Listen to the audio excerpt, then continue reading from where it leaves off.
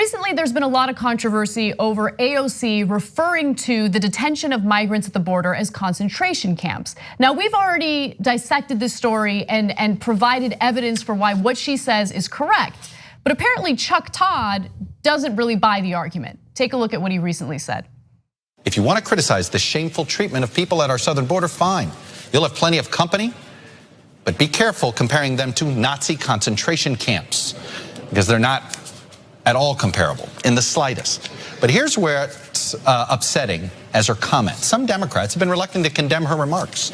They don't want to get criticized on Twitter. Fellow New York Congressman Jerry Nadler tweeted in response, "One of the lessons from the Holocaust is never again. We fail to learn that lesson when we don't call out such inhumanity right in front of us." Jerry Nadler surely knows migrant detainment camps are not the same as concentration camps. So why didn't he just say that? Why are we so sheepish calling out people we agree with politically these days? Obviously, this isn't a Democratic Party thing. It's an even bigger problem on the Republican side of the aisle when it comes to President Trump and the reluctance there. Are we really so ensconced in our political bubbles, liberal versus conservative, that we cannot talk about right versus wrong anymore? Some things are bigger than partisanship, or at least they used to be. And in the interim, the crux of what's truly at stake is lost. What is this country going to do about what's happening at the border?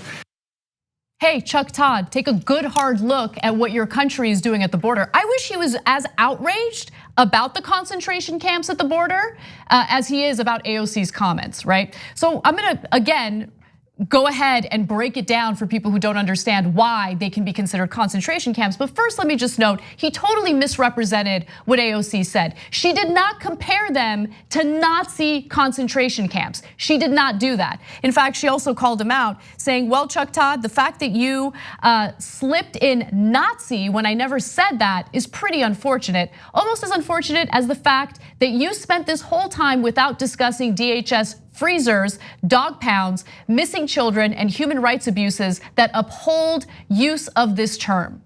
Just a quick note on that. Over 24 people have died in ICE custody and immigration custody in this country. It got so bad under the Trump administration. Under the Trump administration, it got so bad that we broke a story at TYT Investigates. Cenk Clippenstein, our senior investigative reporter, did that they stopped counting. They were so embarrassed by how many people were dying that they stopped counting. So it would be nice if you spent as much time talking about the substance, as she points out, exactly, rather than criticizing her for her choice of words. I feel like there are people in this country, Democrats and Republicans, who like to tell themselves pretty little lies about who we really are. Again, take a good hard look at our country and what we're doing and recognize that we have problems and we need to solve them. We are incredibly brutal to certain groups of people. So we can tell ourselves these pretty little lies. We can sit on our beautiful thrones in our beautiful studios and pretend like everything is all fine and dandy, and the only story worth talking about is going after AOC for something that she said that was entirely accurate. And let me go ahead and mention the same scholar that I noted yesterday, okay? This is a Holocaust and genocide scholar. Here's what he said: concentration camps in general have always been designed at the most basic level to separate one group of people from another group, usually because the majority group or the creators of the camp deem people they're putting in there dangerous or undesirable in some way.